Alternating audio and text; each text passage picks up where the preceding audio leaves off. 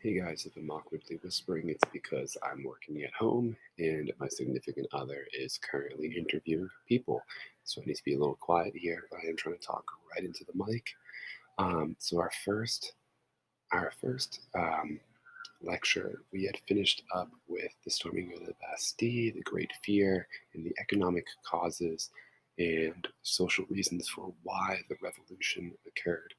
Um, Getting back to 1789, we know that it what intended to be essentially the three estates versus Louis XVI, or in other words, um, Louis the 16th versus the first and second estate versus the third estate, a three-way issue quickly became the upper class versus the rest of the class.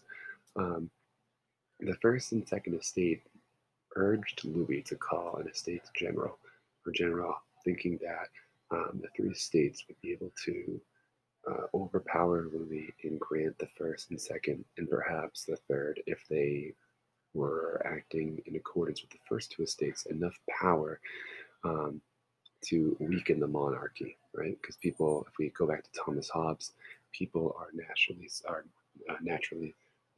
self-interested, and um, we're just kind of callous and greedy and bad. So if we take that assumption, then their actions start to make a lot more sense. Um, what ended up happening is Louis doesn't quite know what to do.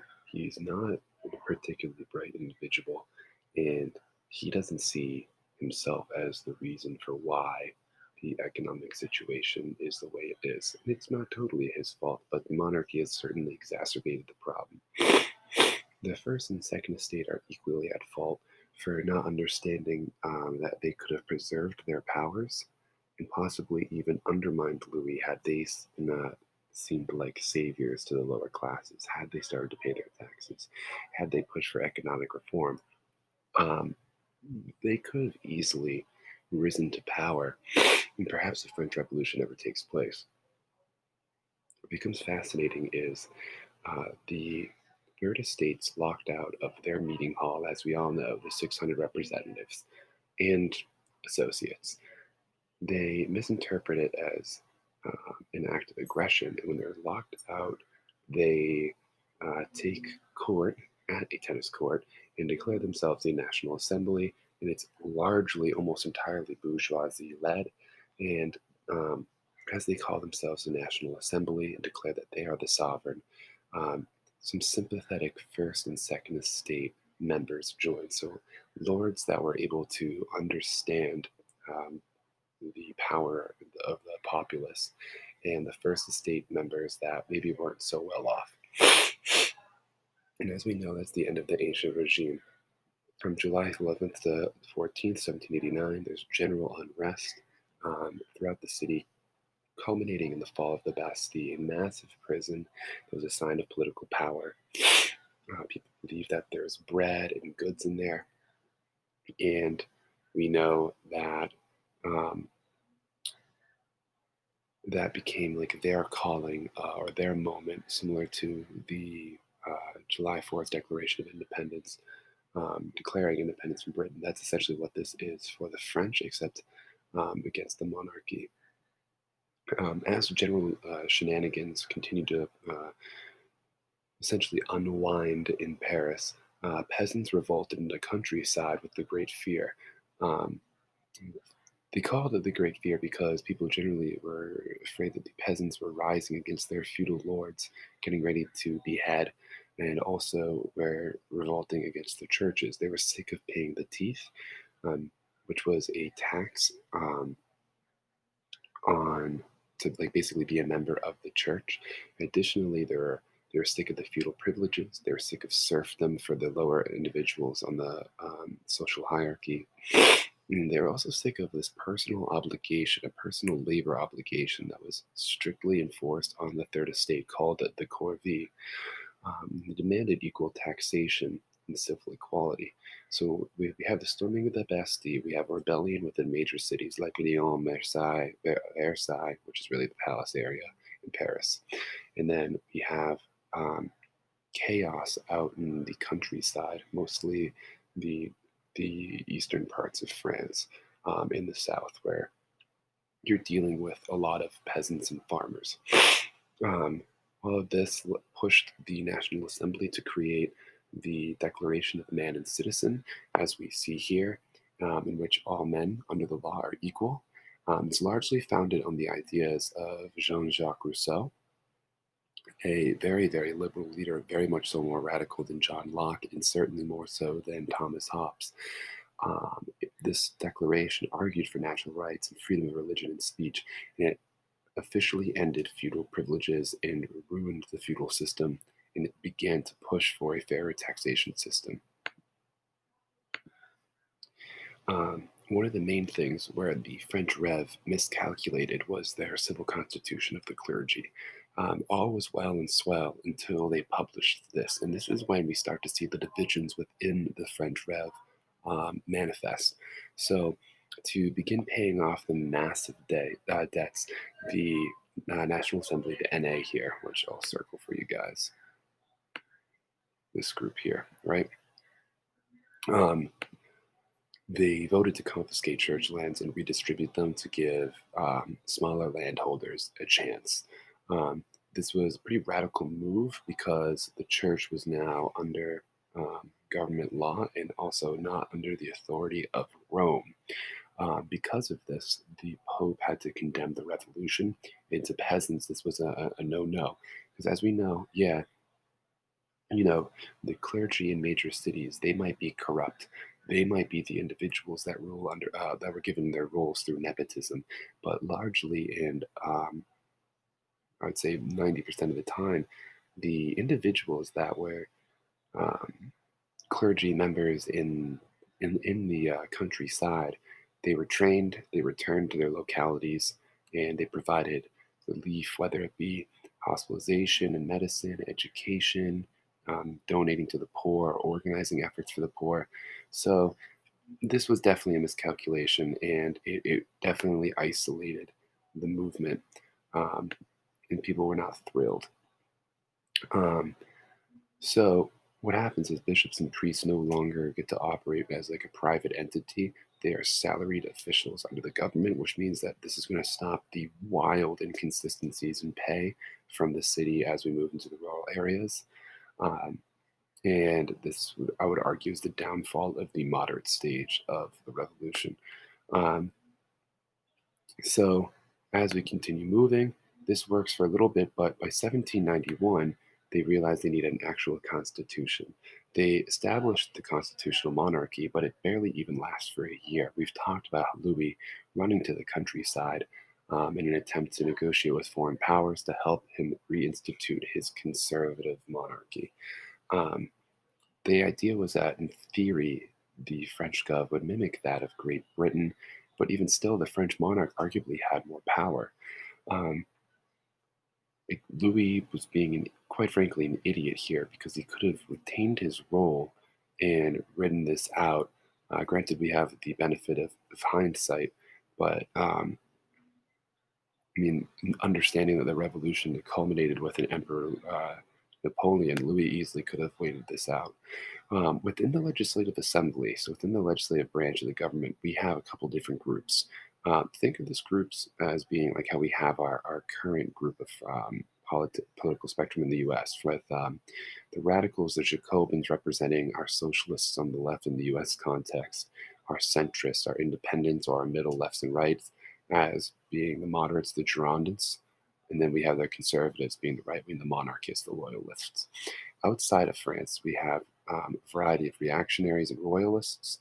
We have the sans culottes, who are urban workers, the poorest of the poor, that protest and led to a lot of the inner city violence at this time, due to starvation and lack of work and rising prices and shortages. And then we have the emigres, who are the royalists that fled. And we know who they are based on the decree of suspects that we read this week. For foreign powers, um, they felt that the French Revolution was going to spread, and they heard the stories of the nobility that managed to leave prior to the beginning of the French Rev. Their goals were to restore the monarchy and halt the revolution because they feared that the general populace in their areas would understand how oppressed they were.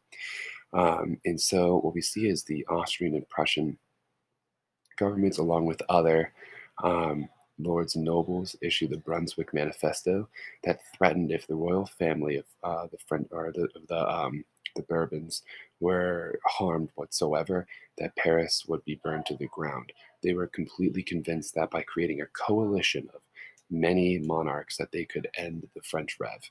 Um, didn't actually pan out the way it was, and these French Revolutionary Wars, starting in the early 1700s, lasted until the end of Napoleon, though the nature of them became very different.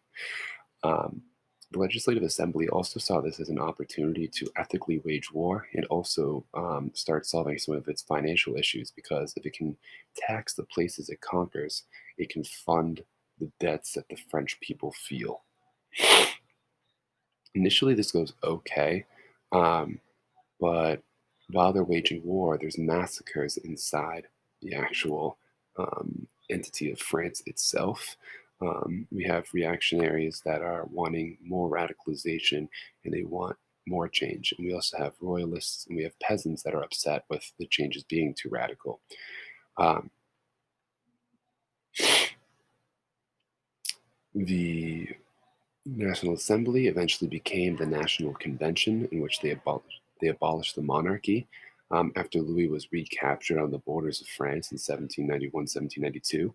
And he was ultimately executed, and this further isolated peasants and emigres. So, our middle rights and our conservatives on the right, in the French context, they felt that the revolution had gone too far, along with the restructuring of the church. So now we have no monarchy, and they decided that they were going to shift the government yet again. Ultimately, this allowed for the Jacobins, the most radical, to gradually be referred to as the mountain because of where they sat when in their specific meeting place. Because this group of about 12 to 20 literally looked down upon the rest of their peers. And so um, here are some major leaders. So we've read Jean Paul Marat, who called for the execution of anybody that supported the king. He's referenced, initially that, you know, 200 to 300 heads would have sufficed at the beginning of the revolution, but now there's probably going to need to be 5,000 executions, and even as many as 20,000 if it means preserving the liberty of sorry, I messed up there, of the revolution. He also believed that they needed to have an overwhelming amount of freedom to crush the overwhelming tyranny of um, the monarchy. That they basically needed to become as radical as possible to undo the years of conservatism that had, in his mind, plagued their society. His ideas were also backed up by another Jacobin leader, Georges Danton, who was mostly the leader of the uprising against the king. He was an orator, which means that he's a great public speaker.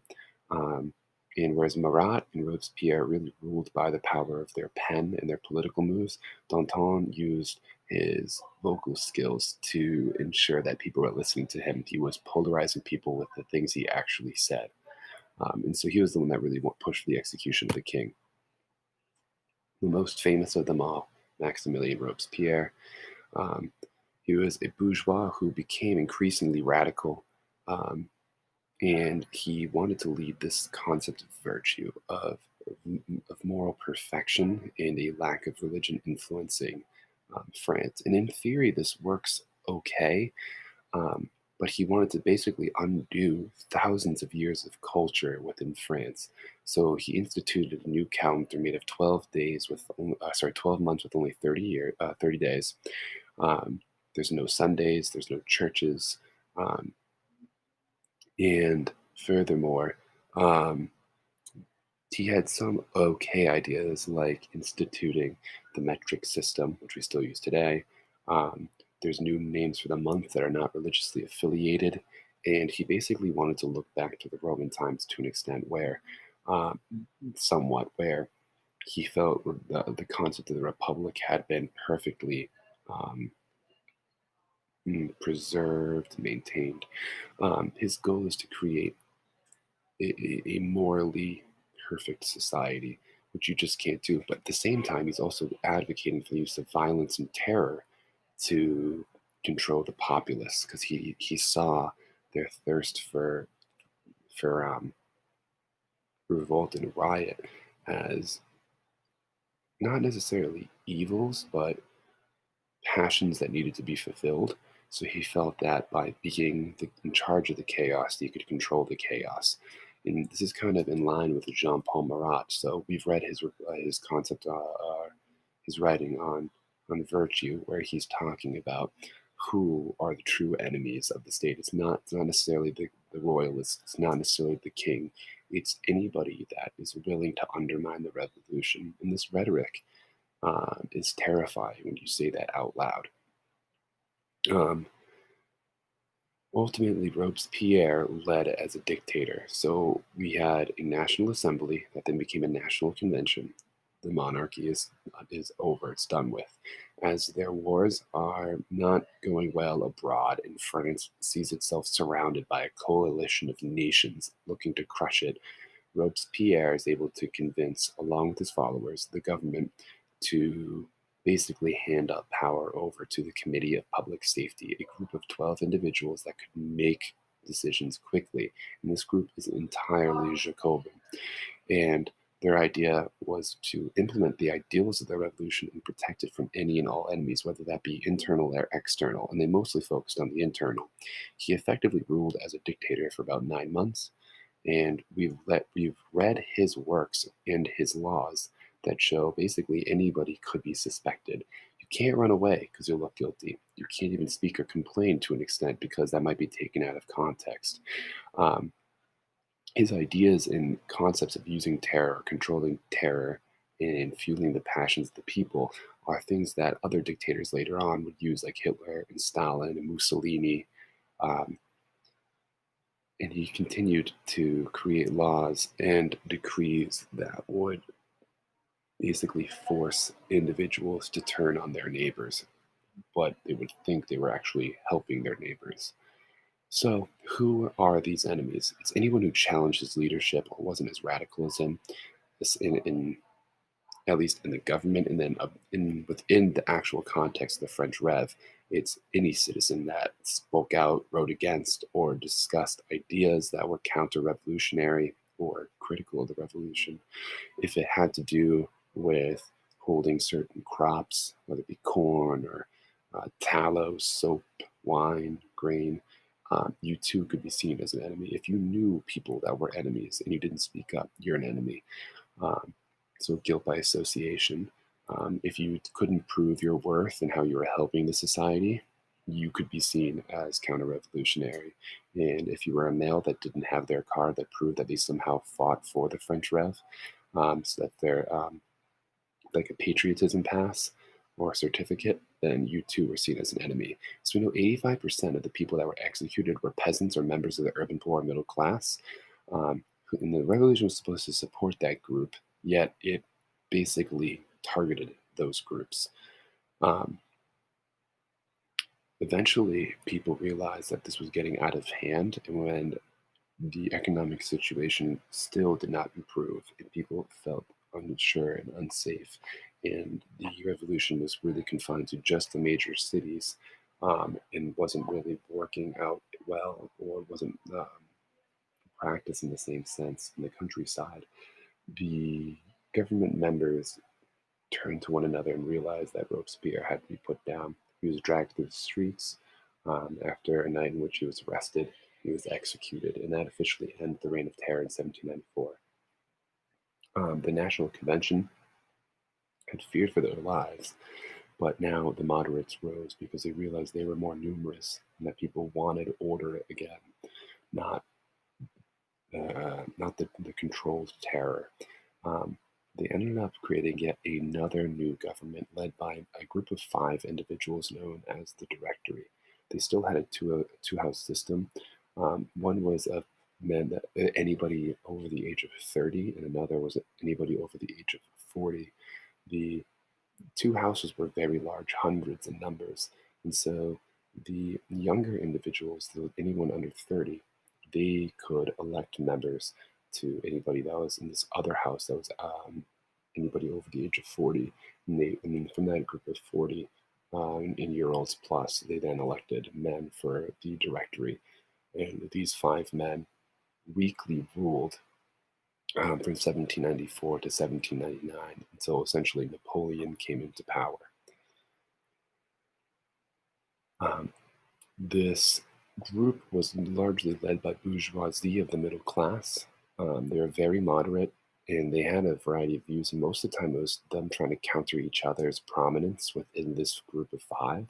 And it did give the country a few years of peace, especially in comparison to the Reign of Terror. But not enough change yet again occurred, and the wars abroad started to turn. And the Directory, through really the only good thing they did of having an army based on merit, they were able to start turning the tide of the revolution. So we know the moderates were able to handle the external affairs ever so slightly better. And this army, now founded on ability rather than title, allowed intelligent, capable leaders to wage war. And this is the only reason that we even have a Napoleon Bonaparte in history, is because the the, the system or the process of the military changed so drastically.